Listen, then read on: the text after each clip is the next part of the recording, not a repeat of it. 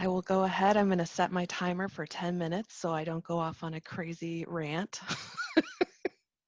Okay. Good morning, dear colleagues.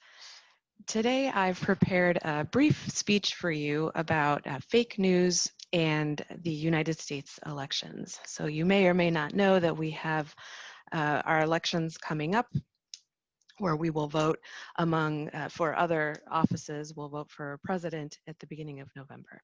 So I'd like to tell you first what fake news is, just define it a little bit, talk about how it's being spread and who's spreading it. And then finally end by talking about what social media giants are doing in regards to fake news. And then finally, what we as individuals in the United States may or may not be doing in regards to stop the spread of fake news and its influence specifically on our upcoming elections in November. So defining fake news can be tough. I kind of take exception to even the term fake news. I think by definition, news is not fake. But when we think about fake news, we're thinking about disinformation that is presented as legitimate news from a legitimate news outlet.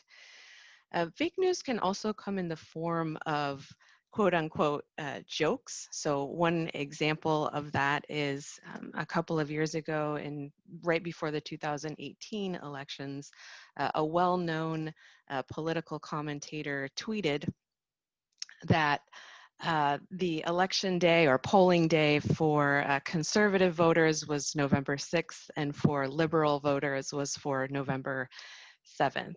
And it's up for debate whether that was meant to be a joke, but the actual polling day was November 6th. And Twitter actually took that tweet down, and in the name of spreading disinformation.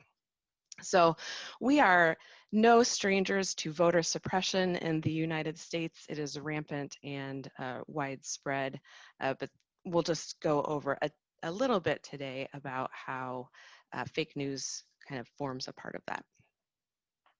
So how does this disinformation end up getting spread? Well, very commonly you'll see fake accounts on social media that will spread this disinformation. Sometimes, I think we're seeing more and more of these doctored or edited videos where video clips are edited together in a certain way where they're showing events that actually happened, and you can hear things that were actually said, but the order of those events and those things that were said are edited in a way to create some kind of disinformation campaign.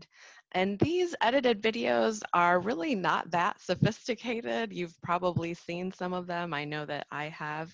And it's important here to point out the difference between video that is edited to make a message more clear and video that is edited to intentionally deceive people. And so with fake news, of course, we're talking about those edited videos that are intended to deceive people.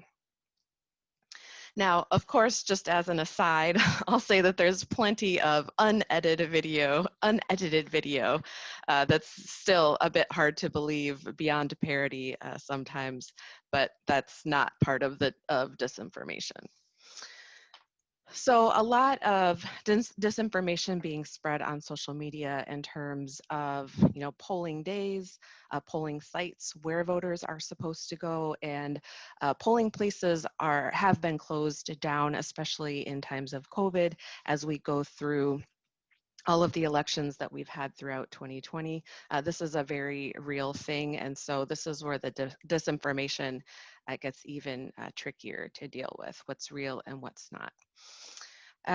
There's also been a lot of disinformation spread around Facebook regarding absentee and mail-in ballots. Again, we do legitimately have problems with mail-in ballots in the United States. I'm newly relocated to the state of Texas, and we actually cannot use mail-in ballots generally. You have to have a doctor's note, essentially, if you want a mail-in ballot. And that's a real thing.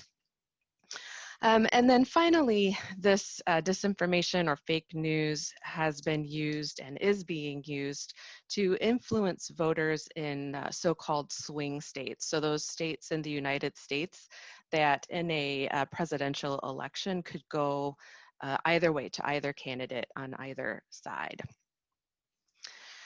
So who is doing this? Who is up to all this mischief and spreading disinformation? Who would want to influence the US elections? Well, lots of people, lots of countries. The research shows that countries like Russia has sent armies of trolls, fake accounts, impersonating people, voters in the US or influential people in the US. And before, these trolls, these fake accounts were pretty easy to identify. You could see the English grammar was a bit off, but they've really been ramping up their efforts lately. And now the trolls are actually copying replies and messages from real accounts in the US and pasting them into their accounts. So they can be really difficult to spot now. I'm going to say that the US president himself is among the people who are spreading fake news, spreading these conspiracy theories, and just general madness and chaos. He routinely has retweeted tweets that support and foment these conspiracy theories. The Trump campaign also is involved in the spreading of misinformation, and as a matter of fact, Google has taken down several ads from the Trump campaign because they were labeled as just making false claims or misinformation. And then let's talk about just what social media is doing. I've mentioned a lot about Twitter and Facebook, so what are they actually doing? Facebook removes, they say they remove dozens of accounts a month, considering how many, the number of accounts on Facebook there are, dozens of accounts every month. It does not seem like very much to me. It doesn't seem like a very big effort, but okay.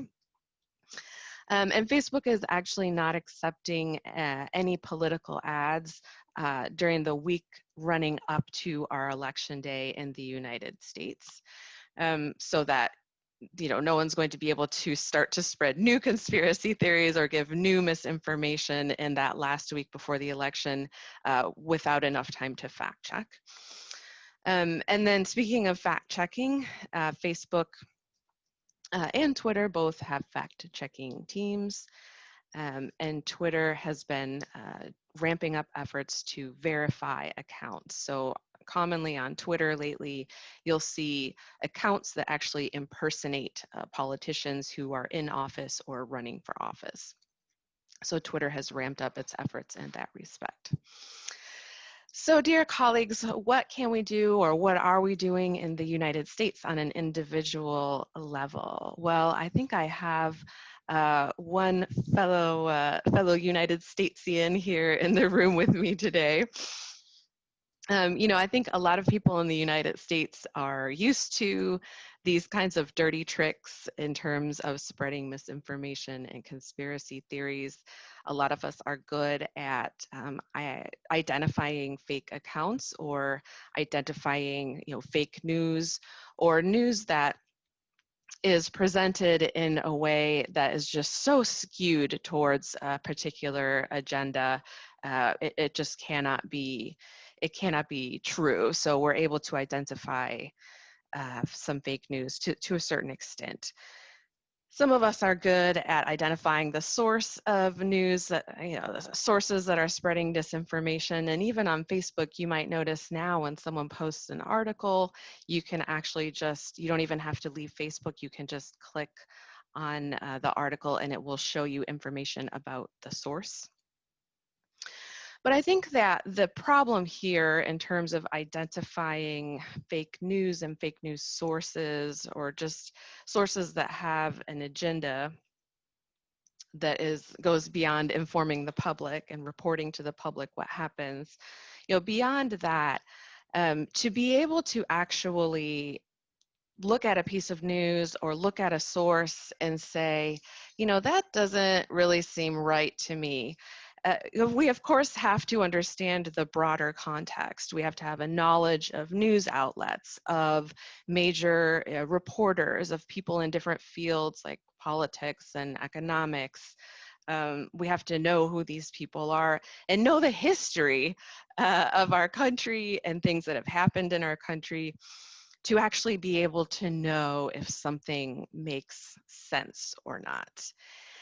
And my friends, I don't know if it's just the isolation that's getting to me, not having left my apartment for the last 6 months, except for to move across the country. But I am kind of losing hope that my fellow dear citizens in the United States are going to be able to really rally and identify these sources of fake news before it's too late for us. You can ask me about it on in mid-November next time we meet. Thank you.